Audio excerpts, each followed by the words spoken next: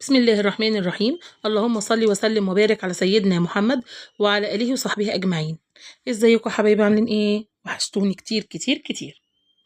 النهارده بقى هنسيح السمنه الفلاحي مع بعض كده، وهنطلع منها احلى مرته للناس اللي طلبت مني تسيح السمنه الفلاحي. وبمناسبه دخلة رمضان كده، كل سنه وانتم طيبين.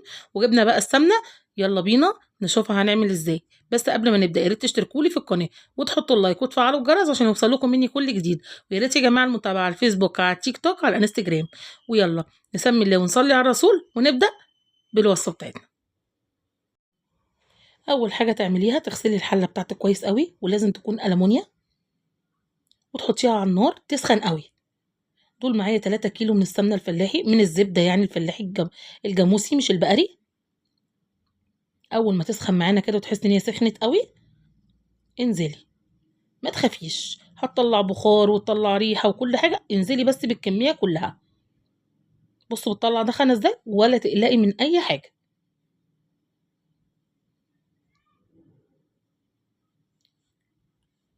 اهوت، ننزل بالكميه بتاعتنا، وكل ده على نار عاليه. هوريكم دلوقتي هنوطي النار امتى، وهوريكم مراحل تسويتها لحظه بلحظه. ومش هطول عليكم الفيديو برضو. بصوا هنا بقى ابتدت اهي تسيح معايا، ايدك فيها. السمنه لما بتيجي تسيحيها ما تمشيش من قدامها، حطي كرسي كده واقعدي جنبها. بصوا هنا اهو بقول لكم بتسيح. ابتدت ايه، ابتدت تنزل اللبن بتاعها او السمنه بتاعتها. بعد حوالي 10 دقايق، كل ده على نار عاليه. اوعي تغفلي عنها عشان ما تفرش وتبهدلك الدنيا. ولازم الحله تكون اكبر من كميه السمنه، زي ما انتوا شايفين كده. لازم ربعها او اكتر شويه يكون فاضي. بصوا هنا اهو بقول لكم ساحت معايا. بصوا هتحسوا ان هي عامله شبه الفوم كده، شبه الرغوه. اول ما هتبتدي تغلي معانا قلبيها ووطي النار، تبقى شمعه. النار لازم يا جماعه تكون شمعه، وايدك فيها قلبي كويس فيها علشان ما تتحرقش منك، ولا تمرر منك، ولا اي حاجه، ولا تسود. لازم يكون ايدك فيها تقلبيها.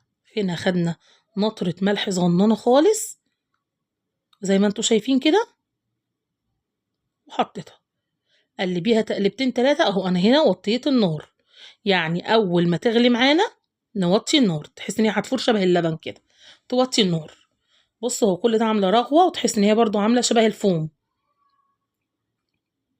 بعد 10 دقايق كمان، انا كل 10 دقايق بفتح لكم مقطع صغير. اهو بيبتدي الفوم ايه، يعمل ايه، دايرات كده، دايرات، والسمنه تبان منها زي ما انتوا شايفين. اهو تقلبيها برضو وسيبيها. كل دوت على نار هاديه زي الشمعه. اهو 10 دقايق كمان بتبتدي الدايرات توسع. بصوا شكلها. انا بس البخار بحاول ابعده عن الكاميرا عشان اوريكم. اهيت.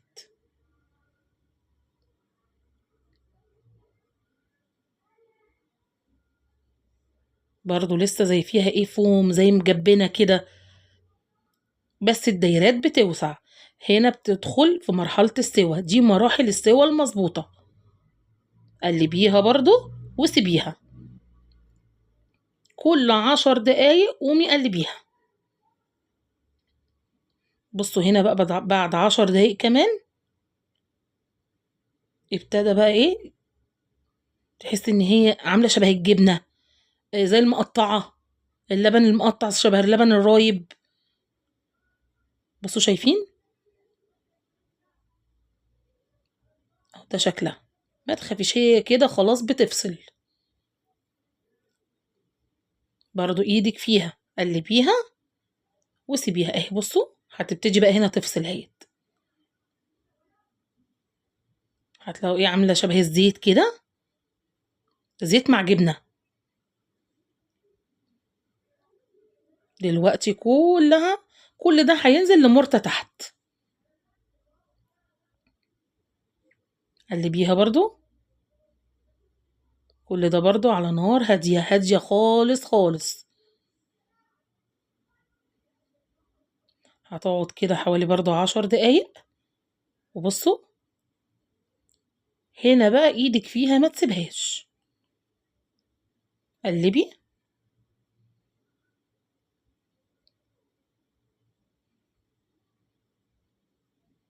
اهوت. هنا بقى هتتحكمي فيها على حسب لون المرتة.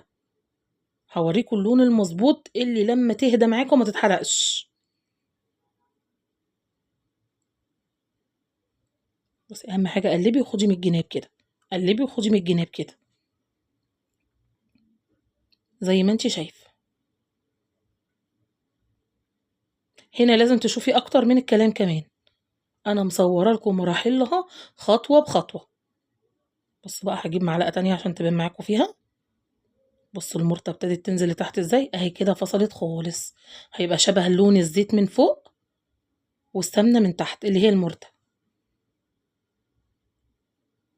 هنا بقى لون المرتة هو اللي هيخلينا نطفي عليها. اول ما تحس ان هي بقت خدت اللون الذهبي الفاتح قوي تطفي عليها. مجرد ان انت طفيتي عليها هتسيبيها تهدى هتلاقيها استوت كملت سواها. اوعي لما تاخد اللون الذهبي الغامق تطفيه. اول ما هتهدى معاكي هتلاقي المرتة اسودت معاكي ومررت. لكن اول ما تاخد اللون الذهبي الفاتح قوي تطفي. وعقبال ما تهدى هتلاقيها بقت جميلة معاكي وهتشوفيها دلوقتي. بصوا هي عاملة شبه الجبنة من تحت برضو لسه ما خرزتش معانا. اول ما هتلاقيها حببت وخرزت كده كده تبقى تمام ومية مية.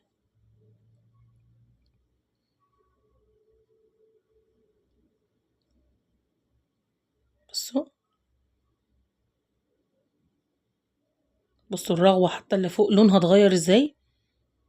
خلاص كده المرتة ابتدت تقب فوق الوش عشان تاخد اللون. بصوا بتحبب ازاي.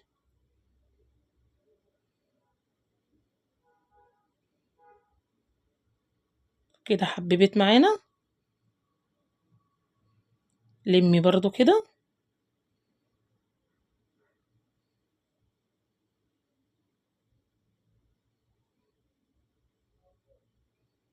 بالشكل كده.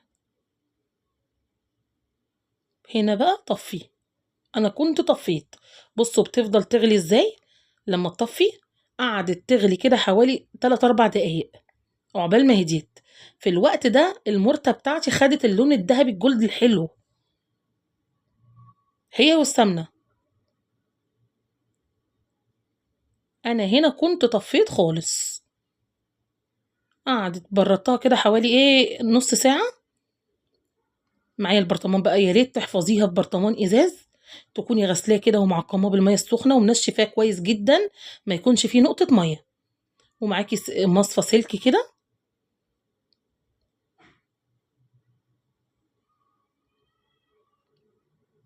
اهوت.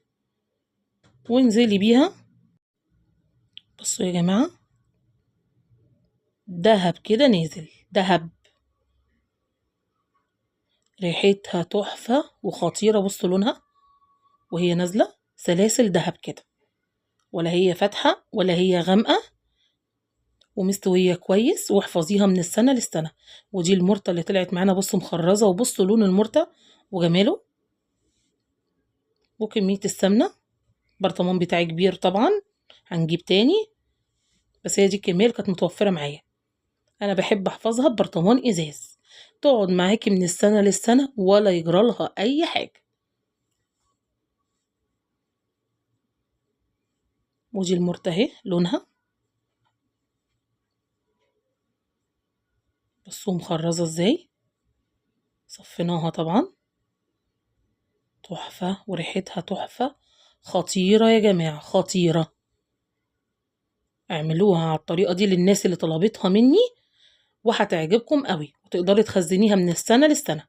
وده الشكل النهائي بتاع الأكل بتاعنا. يا رب يكون عجبكم، ولو عجبتكم الوصفة بتاعتي يا ريت تجربوها. ما تنسوش بقى تشتركوا في القناة وتحطوا اللايك وتفعلوا الجرس عشان يوصل لكم مني كل جديد. ويا ريت يا جماعة المتابعة على الفيسبوك، على التيك توك، على الانستجرام. والسلام عليكم ورحمة الله وبركاته.